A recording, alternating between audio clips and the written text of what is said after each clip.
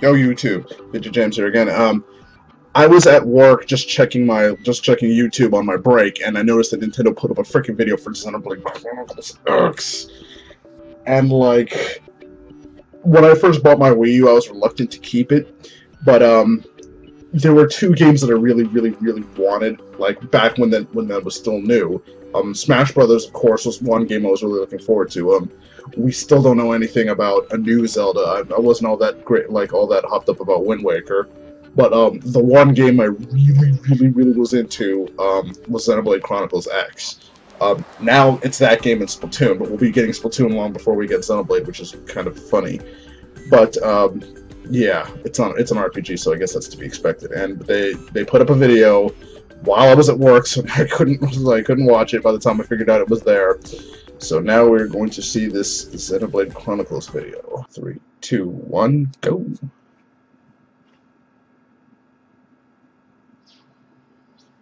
Greetings, Bill Trinity here. Hi, Bill. Welcome to the planet Mira.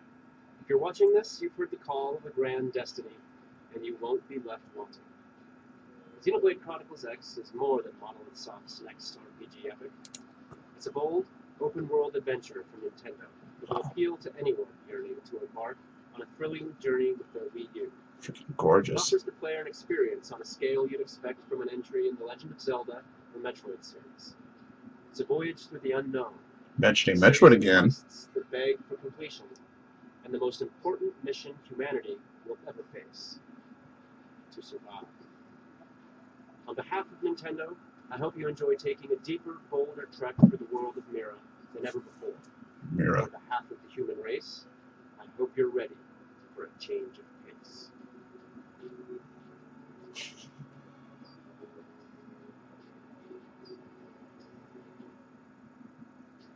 2 years ago, the unthinkable became reality.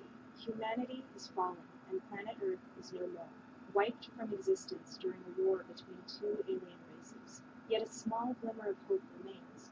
Against all odds, mankind has survived Earth's extinction, taking to the stars aboard a colossal spaceship called the White Whale. But the alien threat persists, pursuing the refugees across the galaxy to the area of space surrounding the distant planet Mira. There, the last bastion of humanity, the White Whale, is damaged in battle and torn apart in the atmosphere as it's pulled to the surface by the planet's gravity well. It's been 2 months since that day. What remains of the human race has been forced to accept their losses and learn to call this dangerous, uncharted alien world home.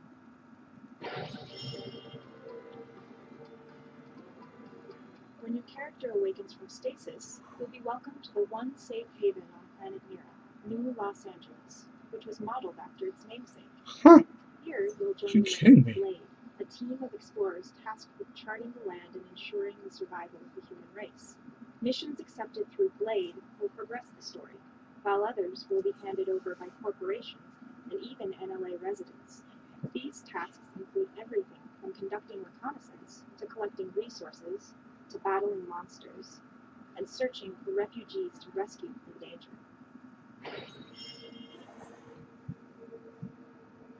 Outside the well-guarded walls of NLA, there exists a vast, unexplored world divided into 5 continents, including this one, Primordia. There are no real boundaries here. Nothing you can see is out of reach. Every continent is yours to explore right from the beginning of the game. That is, if you can survive the trip. The journey begins in Primordia, a land of rolling plains, sparkling waters, and towering mountains. Noctilum is a strange realm of glowing planets and fuck. vast waters, rife with various to swim through. Avataria. You might as well have just called it. Oblivia is a giant desert with a sizable oasis in the middle of its harsh terrain. Sylvalone is a dry tundra with deep canyons and abstract rock formations. God, this game is gorgeous.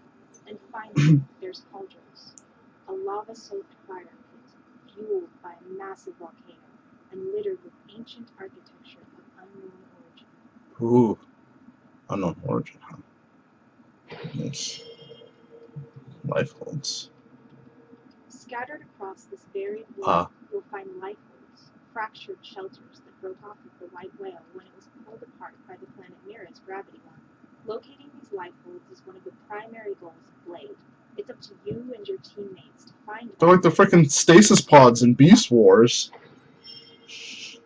Man, I'm so showing my age there, right? On these search and rescue missions, you'll need a flexible mouse system. Luckily, the touchscreen on your Wii U gamepad controller hosts a map, which allows you to place probes in hexagonal segments. Once a probe is placed, each surrounding area will be marked by an icon signifying a different aspect of the game that can be explored there, from new quests to creatures you can challenge in battle. Ooh. Probes also generate a resource called Moranium by tapping in the veins of it that flow throughout the planet. Moranium acts as a type of fuel, and you'll occasionally hand some over to complete a quest. Utilizing your map and probes is the best way to explore new areas in each diverse continent. Because apparently we haven't learned from fossil fuels yet. Or Final Fantasy VII with, you know, tapping into Life Force or live stream. Some creatures being more approachable than others. These monsters may go about their business without provocation, or they may decide to gang up and launch a surprise attack on you and your You'll want to pick your fights carefully, as well as your strategic withdrawals. Simply put, some of these beasts are not to be messed with until you reach a higher experience level.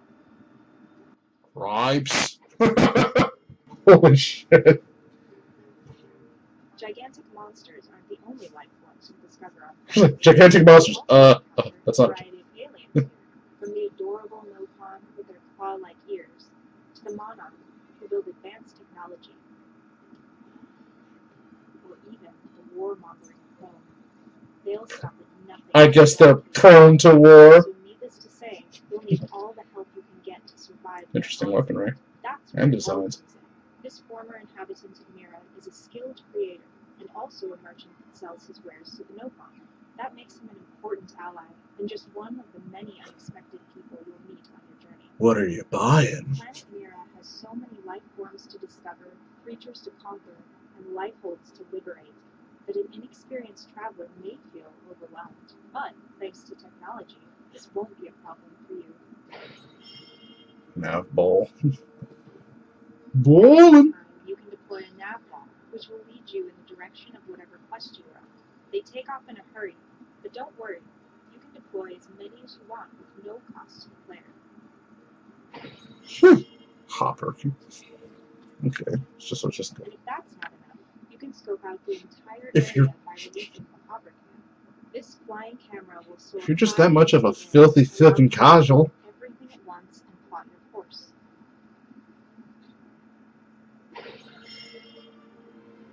But that's actually a little better than just the follow me thing. The ultimate in travel technology. Scales. Look no further than the Skell. Nothing compares to the rush you'll feel as you tear the open skies in half with a flying mech. Skells are fueled by Moranium, allowing you to travel across the ground at high speeds. Fly straight to the top of any mountain to access difficult-to-reach probes,